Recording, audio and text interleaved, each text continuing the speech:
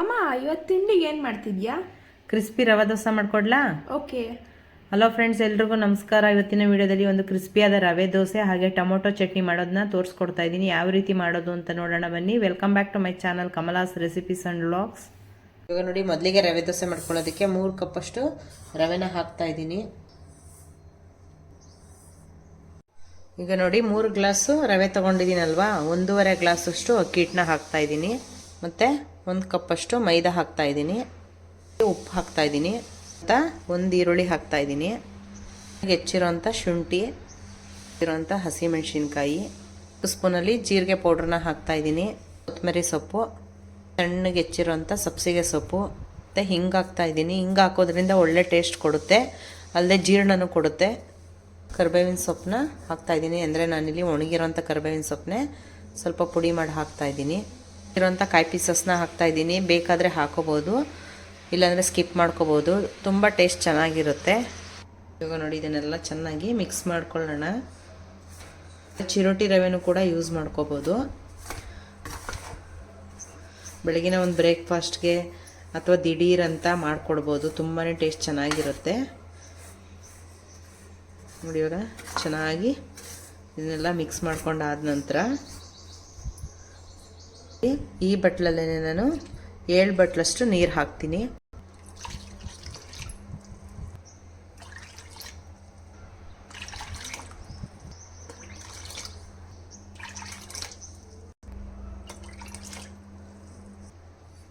ಇವಾಗ ನೀರು ಹಾಕಿದ ಮೇಲೆ ಚೆನ್ನಾಗಿ ಮಿಕ್ಸ್ ಮಾಡ್ಕೊಳ್ಳೋಣ.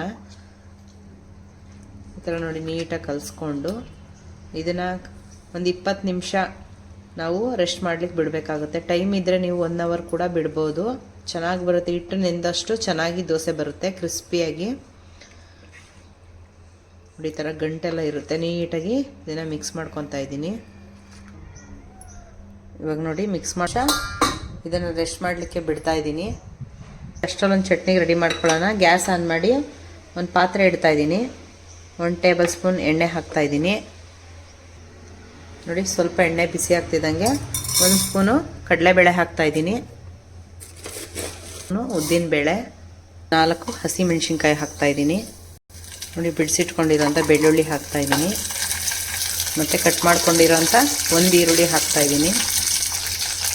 ಮತ್ತು ಕಟ್ ಮಾಡಿರೋಂಥ 3 ಟೊಮೆಟೊನ ಹಾಕ್ತಾ ಇದ್ದೀನಿ.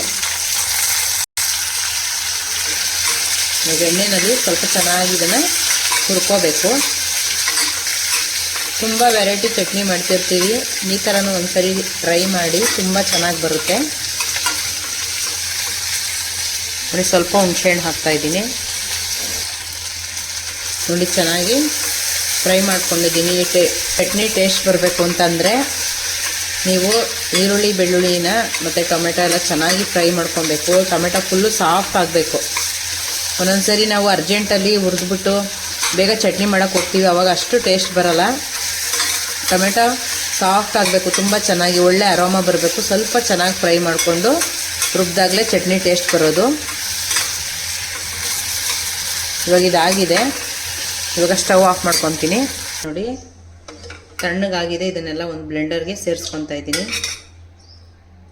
ನೋಡಿ, ಇವಾಗ ಇದನ್ನೆಲ್ಲ ಬ್ಲೆಂಡರ್ಗೆ ಸೇರಿಸಿದ ಮೇಲೆ ಒಂದು ಅರ್ಧ ಸ್ಪೂನು ಖಾರದ ಪುಡಿ ಹಾಕ್ಕೊತಾ ಇದ್ದೀನಿ. ಒಳ್ಳೆ ಕಲರ್ ಬರುತ್ತೆ. ಇವಾಗ ಇದನ್ನು ರುಬ್ಬೋ ಬರ್ತೀನಿ. ನೋಡಿ, ಚಟ್ನಿ ಆಗಿದೆ. ಉಪ್ಪು ಸೇರಿಸೋದು ಮರ್ತೋಗಿದೆ. ಇವಾಗ ನೋಡಿ, ಉಪ್ಪು ಸೇರಿಸಿ ಮಿಕ್ಸ್ ಮಾಡ್ಕೊತಾ ಇದ್ದೀನಿ. ರೆಡಿಯಾಗಿರೋಂಥ ಚಟ್ನಿನ ಒಂದು ಬೌಲ್ಗೆ ಸೇರಿಸ್ತಾ ಇದ್ದೀನಿ. ಚಟ್ನಿಗೆ ಒಂದು ಸಿಂಪಲ್ಲಾಗಿ ಒಗ್ಗರಣೆ ಮಾಡ್ಕೊಂಡು ಹಾಕ್ತಾ ಇದ್ದೀನಿ. ಸ್ವಲ್ಪ ಸಾಸಿವೆ, ಹಾಗೆ ಸ್ವಲ್ಪ ಎಣ್ಣೆ, ಕಡಲೆಬೇಳೆ, ಉದ್ದಿನಬೇಳೆ, ಹಾಗೆ ಹಿಂಗನ್ನು ಕೂಡ ಹಾಕ್ಕೊಂಡು ಒಗ್ಗರಣೆ ಮಾಡಿ ಸೇರಿಸ್ತಾ ಇದ್ದೀನಿ. ಇವಾಗ ಇದನ್ನು ಮಿಕ್ಸ್ ಮಾಡಿಕೊಂಡ್ರೆ ಸೂಪರ್ ಆ್ಯಂಡ್ ಟೇಸ್ಟಿಯಾಗಿರೋಂಥ ಚಟ್ನಿ ರೆಡಿಯಾಗಿದೆ. ನೋಡಿ, ಇವಾಗ ಒಂದು 20 ನಿಮಿಷ ಆಗಿದೆ. ಇವಾಗ ನೋಡಿ, ಹಿಟ್ಟು ಚೆನ್ನಾಗಿ ನೆಂದಿದೆ. ನೀರೆಲ್ಲ ಮೇಲೆ ಬಂದುಬಿಡುತ್ತೆ, ರವೆ ಎಲ್ಲ ಕೆಳಗಡೆ ಗಟ್ಟಿಯಾಗಿ ಕುತ್ಕೊಬಿಡುತ್ತೆ. ಒಂದ್ಸರಿ ನೀಟಾಗಿ ಇದನ್ನು ಮಿಕ್ಸ್ ಮಾಡ್ಕೊತಾ ಇದ್ದೀನಿ. ನೀಟಾಗಿ ಒಂದ್ಸರಿ ಮಿಕ್ಸ್ ಮಾಡ್ಕೊಂಡಿದ್ದೀನಿ. ನಿಮ್ಗೆ ಏನಾದರೂ ನೀರು ಕಡಿಮೆ ಆಯಿತು ಅಂತ ಅನಿಸಿದ್ರೆ ಬೇಕಾದರೆ ಒಂದು ಅರ್ಧ ಬಟ್ಲಷ್ಟು ನೀರನ್ನ ಸೇರಿಸ್ಕೋಬೋದು, ಏನಾಗಲ್ಲ. ಇವಾಗ ನೋಡಿ, ತವಾ ಒಲೆ ಮೇಲೆ ಇಟ್ಟಿದೆ, ಸ್ವಲ್ಪ ಬಿಸಿಯಾಗಿದೆ ಚೆನ್ನಾಗಿ. ನೋಡಿ, ಇಷ್ಟು ಸ್ವಲ್ಪ ತೆಳುವನೆ ಮಾಡ್ಕೊಳ್ಳಿ ನೋಡಿಕೊಂಡು. ತೆಳುನೆ ಮಾಡಿಕೊಂಡ್ರೆ ಚೆನ್ನಾಗಿ ಬರುತ್ತೆ.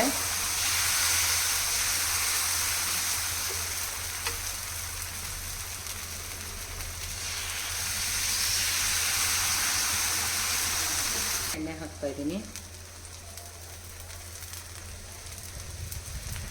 ದೋಸೆ ಫ್ರೈ ಆಗಿದೆ ನೋಡಿ, ಅದೇ ಎದ್ದು ಬರ್ತಾ ಇದೆ.